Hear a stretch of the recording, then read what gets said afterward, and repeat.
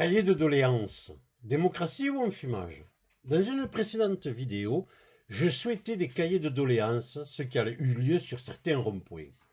Aujourd'hui, ce sont des mairies qui organisent la collecte. Certains reconnaîtront qu'il pourra être difficile de faire confiance à des maires qui, par ailleurs, interdisent les débats au sein de leur conseil municipal. Mais il faut être en l'air du temps, il faut penser à la réélection. Pourtant, les mêmes qui maintenant prennent position en faveur des Gilets jaunes ont été au pouvoir et ont contribué à l'élection de Macron.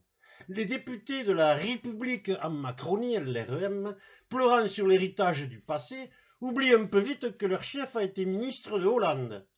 Il ne faut pas oublier aussi que certains députés défendant Macron siégeaient avant sous les couleurs UMP ou PS. Alors le coup de la virginité, ils repasseront. Et il ne faut surtout pas oublier que les mêmes qui veulent défendre la démocratie ont volé en 2008 le vote des électeurs au référendum de 2005. Alors comment faire confiance à tous ceux, PS et LR, qui ont bafoué la démocratie et qui maintenant proposent un cahier de doléances? Mais malgré tout, je suis allé écrire dans ma mairie. Je vais vous lire ce que j'ai dit. Exprimer des doléances, c'est avant tout faire un constat sur ce dont quoi on souffre. Personnellement, je mettrai en avant quelques points, mais la liste n'est pas exhaustive. Est-il raisonnable de penser qu'en haut lieu, ils tiendront compte des doléances populaires alors qu'ils n'ont pas respecté le vote du peuple en 2008, quand Sarkozy, aidé des socialistes, a volé le résultat du référendum de 2005? Ce qui amène le premier point, manque de démocratie. Je souhaite que tous les élus qui ont volé le vote de 2005 soient condamnés et inéligibles à vie avec leur retraite d'élus supprimée. Deuxièmement, il y a aussi un manque de laïcité. Je souhaite que tous les élus fréquentant en tant qu'élus les diverses manifestations religieuses soient destitués. Rappel de la loi 1905, l'État ne reconnaît aucune religion. Alors pourquoi les dîners mondains du président de la République ou d'autres dans telle ou telle religion? Troisième point, manque de justice fiscale. Ne parlons pas seulement des ultra-riches qui ont les moyens de se payer des avocats fiscalistes et qui les fiscalisent légalement, même en étant des évadés fiscaux.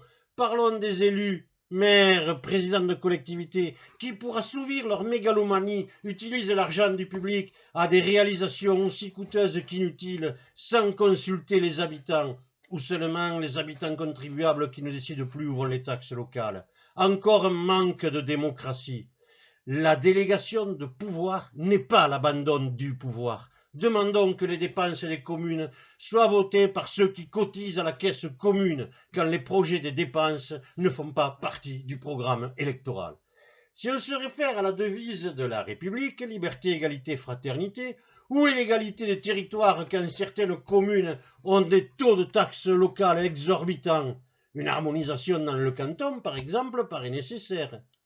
Où est la liberté quand au plus haut sommet de l'État, on parle de foule haineuse dès que certaines ne pensent pas comme au château? Où est la fraternité entre humains quand les chaînes d'infos nous déversent le mépris des nantis pour les gilets jaunes?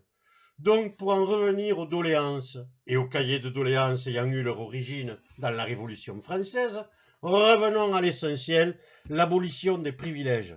Privilèges des élus, privilèges des contribuables riches avec la suppression de toutes les niches fiscales et chasse aux évadés fiscaux, privilèges des journalistes, niche fiscale. Et demandons qu'au niveau des élus, députés, sénateurs, toutes les classes sociales soient équitablement représentées. En ce moment, combien de smicards élus? Demandons aussi que tout candidat qui n'atteint pas 51% des inscrits ne soit pas élu et n'ait pas le droit de se représenter à la même élection. Quelle est la légitimité d'un président qui a fait à peine 18,19% des inscrits au premier tour, le second tour n'étant qu'une formalité face au FN? Voilà, j'ai fait mon devoir de citoyen, participer à la consultation, mais avec de sérieux doutes quand tout le monde le sait. La dictature, c'est ferme ta gueule, la démocratie, c'est cause toujours. Voilà, et j'ai daté 4 janvier 2019, et j'ai signé. Merci.